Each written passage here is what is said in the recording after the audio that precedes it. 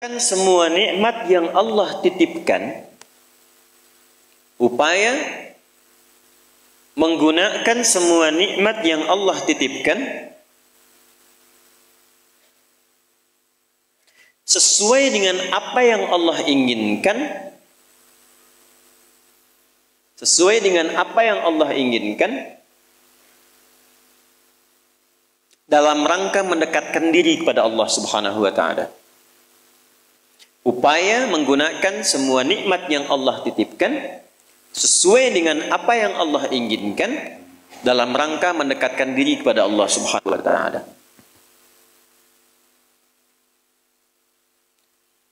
Contoh, ibu sekalian, maaf, anak itu titipan dari Allah atau bukan? Yakin? Sekarang pertanyaannya, ibu tahu nggak apa yang Allah inginkan dari anak yang dititipkan itu? Jadi apa? Anak yang soleh. Saking inginnya mendapatkan anak yang soleh, bahkan setiap ibu sejak mengandung itu sudah bermohon kepada Allah. Itu ada di Quran surah ke-7 Al-A'raf di ayat 189 di ujung ayatnya. Ya, Quran surah 7 ayat 189. Falamma taghasyaha hamalat hamlan khafifa famarrat bih. Lihat ke ujung ayatnya. Falamma athqalat da'wallaha rabbahuma la in ataitana salihah lanakunanna minasyakirin. Suami istri itu kalau istrinya tengah mengandung kemudian menjelang fase-fase kelahiran sangat berharap dan berdoa mohon pada Allah semoga anak yang terlahir ini menjadi anak yang soleh. Sepakat bu? Setiap ibu menginginkan anaknya menjadi anak yang soleh. Sepakat? Pertanyaannya, apakah betul kemudian setiap ibu yang sudah Allah titipkan anak dalam kehidupannya betul-betul mensyukuri nikmat titipan itu? Saya tanyakan pada ibu, anak ibu itu disekolahkan di mana? Kenal Allah atau tidak? Diajarkan sholat atau tidak? Diberikan pakaian yang menutup aurat atau tidak? Perhatikan definisi syukur tadi. Menggunakan semua nikmat, upaya menggunakan semua nikmat sesuai dengan apa yang Allah inginkan. Ibu punya anak perempuan, katanya ibu syukuri diberikan itu. Sampai ibu bikin akikah, sampai undang tetangga, sampai selamatan. Tapi setelah dia bahkan menjelang balik, ibu kasih pakaian yang membuka auratnya. Itu bukan syukur namanya. Disekolahkan di tempat yang bahkan dia tidak mengenal Allah. Dikejar sampai di sininya nih. Nggak salah. Dilesin matematika, nggak salah, bagus. Les fisika, bagus. Les kimia, bagus. Ikut bimbel, bagus. Masuk kampus top, bagus. Tapi nggak kenal Allah. Di mana syukurnya? Satu. Lihat pakaian yang selama ini Allah berikan kepada ibu sebagai titipan. Dan itu akan dihisab. Buka lemari pakaiannya. Coba cek, ada nggak satu bagian pakaian yang belum pernah dipakai untuk ibadah? Coba lihat ketika beli tas mewah, sepatu baru, pakaian baru, sudah pernah dipakai ibadah belum? Jangan-jangan beli tas itu hanya untuk dipakai keundangan saja. Jadi ketika manusia mengundang, beli yang baru. Kenapa ketika Allah yang mengundang 5 kali dalam sehari, bahkan untuk memberikan solusi kehidupan, yang baru itu nggak pernah dipakai? Oh, kenapa pada diam? Satu, merasa ya. Satu. Jadi di titik ini, terkadang ada orang yang menuntut dari Allah kenyamanan hidup, ketenangan, kedamaian, tapi ketika Allah memberikan apa yang diinginkan, tidak menggunakan nikmat itu yang membuat dia damai. Tidak menggunakan titipan itu yang membuat dia tenang dalam kehidupan. Karena itu saya ingin memulai dengan mengajak kita semua, ayo kita lihat lagi apa saja titipan Allah yang telah dititipkan dalam kehidupan ibu dan bapak yang ada di luar saat ini sampai dengan detik ini. Kalau ingin mendapatkan ketenangan di dunianya, ketenangan di alam kuburnya, sampai pulang ke akhirat nanti, maka pastikan berusahalah untuk menjadi golongan yang sedikit itu. Gunakan semua nikmat itu pada hal yang Allah inginkan. Jika itu sudah dilakukan, saya berikan rahasia. Ini antara kita saja. Coba ibu buka surat ketiga. Belakang kedengeran nggak? Alhamdulillah. Belakang kedengeran? Tidak. Kok bisa jawab? Surah 3 ayat 35 sampai 37.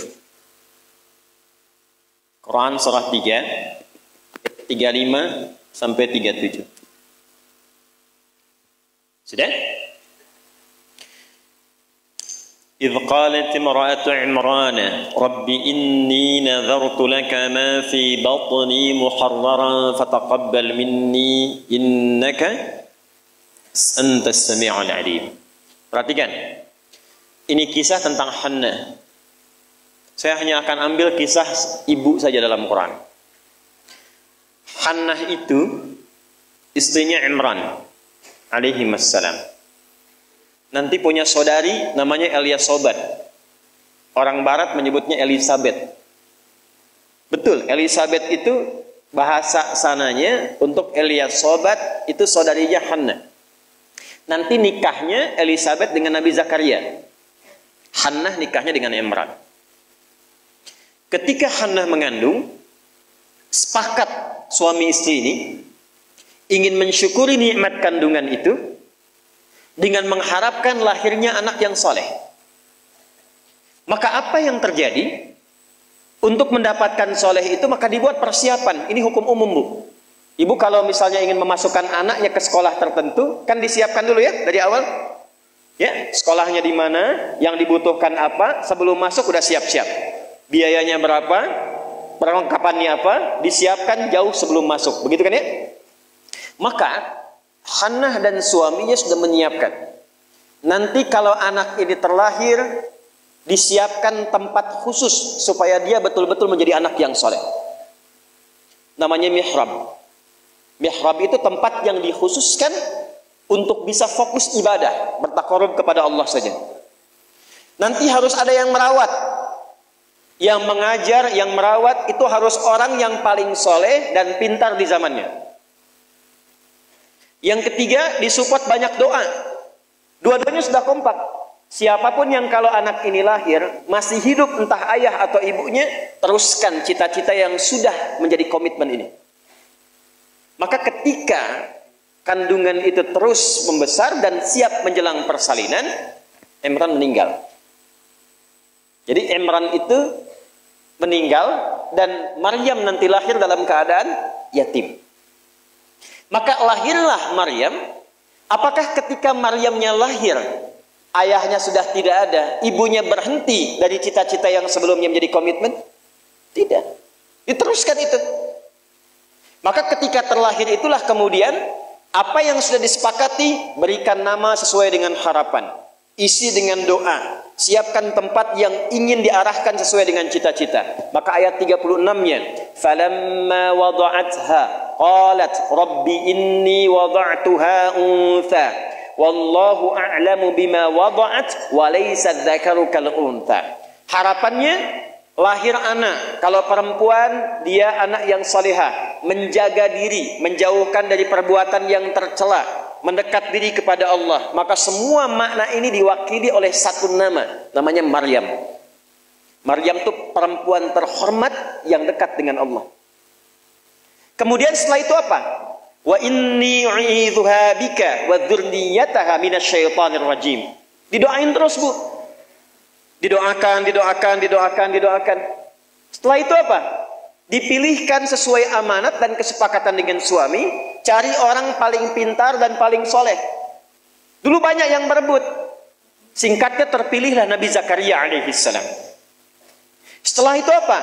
Buatkan tempat yang mendukung anak ini menjadi soleh dan dekat dengan Allah. Maka dibuatkan mihrab. Apa yang terjadi? Ketika mihrabnya sudah siap, yang mendidiknya sudah siap, doanya mengalir, namanya sesuai dengan harapan, maka orang tua itu tidak sulit lagi untuk merawatnya. Setelah itu Allah yang berkenan memperhatikan sampai tumbuh dewasanya. Perhatikan ayat 37-nya. Fataqabbalaha rabbuha biqabulin hasanin wa ambataha nabatan hasana wa kaffalaha Zakaria. Satu, Zakariyanya ada. Kullama dakhala 'alaiha Zakaria al-mihrab. Dua. Wajada 'indaha rizqa. Qala ya Maryam anna laki hadha? Qalat huwa min 'indillah. Innallaha yarzuqu man yasha bighairi hisab. Jadi doanya sudah, namanya sudah, yang mendidiknya sudah, tempatnya sudah. Kalau itu 4 terpenuhi, kata Allah, kamu hei Hannah, gak usah lelah lagi merawat anakmu itu. Biarkan aku dengan kehendakku yang memudahkan semua perawatan anakmu sampai tumbuh dewasa. Demi Allah, Bu, setiap butuh apapun, orang tuanya tidak susah. Setiap akan diantar makanan, makanan sudah ada. Mau diantar pakaian, pakaian sudah ada. Dan semua pertumbuhannya langsung diperhatikan oleh Allah. Jadi ketika syukur itu diterapkan dalam kehidupan, maka seorang hamba akan beralih dari hamba biasa statusnya menjadi hamba yang istimewa di hadapan Allah Subhanahu wa taala. Ini yang ingin saya contohkan. Bersyukur itu bukan hanya sekedar mengungkapkan alhamdulillah atas nikmat yang diperoleh, tapi ada peluang untuk menambah nikmat-nikmat lanjutan. Ini ayat ini yang menginspirasi Al-Imam Asy-Syafi'i, Imam Ahmad bin Hanbal. Tidak banyak orang tahu Imam Syafi'i itu single parent, Bu, ibunya. Imam Ahmad bin Hanbal itu single parent. Jadi begitu dititipkan anak laki-laki Imam Ahmad, bapaknya meninggal, ibunya yang gendong sana sini. Musim dingin, dimasakin air. Kan belum ada water heater waktu itu. Dimasakin, Bu, malam-malam. Diwuduin pakai air hangat. Digendong oleh ibunya ke masjid. Ke halakoh-halakoh para ulama. Disimpan, selesai digendong, dibawa lagi. Apa yang terjadi? Ketika semua nikmat dititipkan anak itu disyukuri sesuai dengan apa yang Allah kehendaki, jadilah Imam Ahmad. Ibu kenal Imam Al-Bukhari? Ayo bilang kenal. Ini juga sama, single parent. Bahkan lebih dahsyat lagi, Imam Al-Bukhari itu saat lahir ayahnya meninggal, usia 2 tahun matanya buta. Dan dokter mengatakan pada masa itu ini buta permanen, gak akan sembuh. Apa yang menjadikan kemudian matanya sembuh sampai jadi orang paling hebat di zamannya dan melahirkan karya besar Sahih Al-Bukhari? Wa qalilun min ibadiyasy syakur. Ibunya. Jadi betul-betul mensyukuri nikmat diberikan seorang anak, dititipkan seorang anak. Jadi nggak pernah lihat, Bu. Jangan lihat kata orang, ini anak si fulan, misalnya si fulana ini kurang begini, anak si fulana autis, anak si fulana begini, nggak ada. Nggak ada satu anak pun terlahir yang tidak punya keistimewaan, itu tidak ada. Tanamkan pada hati yang paling dalam. Dalam kondisi apapun Allah menitipkan anak pada ibu, itu ada keistimewaan di dalamnya yang menyempurnakan kebahagiaan dalam rumah tangga. Pernah ada seorang ibu